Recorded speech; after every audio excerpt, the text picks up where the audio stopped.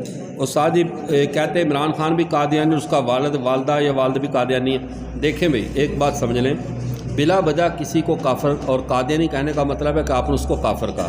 ہم حضرت قائد جمعیت مولانا فضل الرحمان صاحب کو بڑا مانتے ہیں، اپنا مرشد پیشوا سب مانتے ہیں، یہ الگ بات ہے، لیکن اس کا مطلب قطعاً یہ نہیں اگر کسی مسلمان کو ہم قادیانی اور کافر کہنا شروع کر دیں۔ عمران خان قادیانی نہیں ہے، خام خواہ اس پر الزام تراشی ہے۔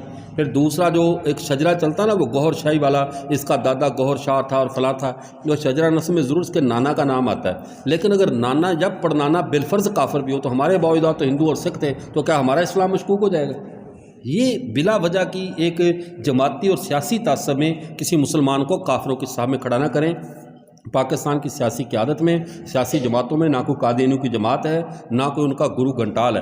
ہاں یہ کہہ سکتے ہیں کہ سہولت کار ہونا ایک الگ جرم ہے، قادیانی ہونا الگ بات ہے۔ قادیانی کا مطلب تو یہ ہے آپ نے محمد صلی اللہ علیہ وسلم کی ملت سے نکال کر سائڈ پہ کھڑا کر دیا۔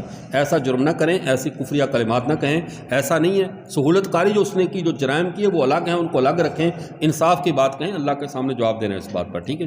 جو نبی آخری نبی نہ مانے وہ کافر، حالانکہ عمران خان نے ایک کلپ میں اس کا انکار کیا ہے، ایسا نہیں ہے۔ یہ بھی خام خواہ نا وہ ڈبنگ آج کل میڈیا کی چلتی ہے بنا کر اس کے اوپر اس نے بات، اصل میں نا المیہ یہ ہے کہ ہمارے ملک کے نظام پر وہ الو کے پٹھے نافذ غالب ہیں جو پڑھ کر کسی اور جگہ سے آتے ہیں، نہ وہاں کی اردو صاف ہے نہ ایمان صاف ہے، ایمان بھی بدبودار غلیظ لے کر آتے ہیں اور اردو بھی ایسی ہوتی ہے، بات سمجھانے کے لیے کچھ اور کرتے ہیں، الفاظ کچھ اور ہو جاتے ہیں۔ تو الفاظ کافر کا حکم تب لگتا ہے جب تین باتیں پائی جائیں، بات کفریہ ہو، اس کفریہ بات پر اس کا اصرار ہو، ضد ہو کہ میری یہی مراد ہے، اور واقعی اس کے اوپر اس نے عمدن یہ بات کی ہو، سہمن نہ کی ہو، تین شرطیں پائی جائیں تو کفر کا حکم لگتا ہے۔ اتنی جلدی کسی کو کافر نہیں بنایا جاتا۔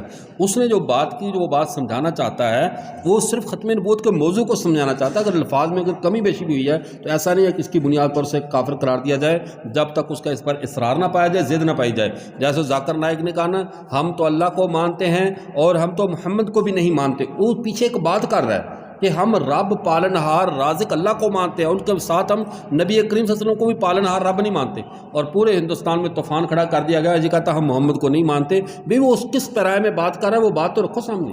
تو سیاق و سباق سے بات ہٹا کر چاہے مولانا فضل الرحمان صاحب کی پیش کی جائے یا عمران خان کی، یہ حرام ہے۔ کسی کے بارے میں سیاسی تعصب یا ذاتی بغض کی وجہ سے ایمانیات کے شعبے میں کم از کم ایسی بات نہ کہو کہ کل کو وہ بچ جائے اور تم پھنس جاؤ، ٹھیک ہے؟ یہ بات چھوڑ دیں۔ ورنہ اگر وہ قادیانی ہوتا تو مجھے یہ بتاؤ، پاکستان کے آئین میں یہ بات درج ہے کہ اس کے اعلیٰ اور حساس عہدوں پر کوئی غیر مسلم تعینات نہیں ہو سکتا۔ 18ویں گریڈ یا 19ویں گریڈ سے اوپر کوئی، چونکہ ملک کے حساس راز ہوتے ہیں، اس کے اوپر کوئی غیر مسلم نہیں آ سکتا، اور قادیانی پاکستان کے آئین میں کافر ہے۔ تو کیا قائد جمعیت نے ان کو برداشت کیا، ریاست کے اندر ان کو وزیر اعظم کی سیٹ تک 3.5 سال تک رہا، تو اس بنیاد پر قائد جمعیت نے تاریخ کیوں نہیں چلائی کہ وہ قادیانی ہے؟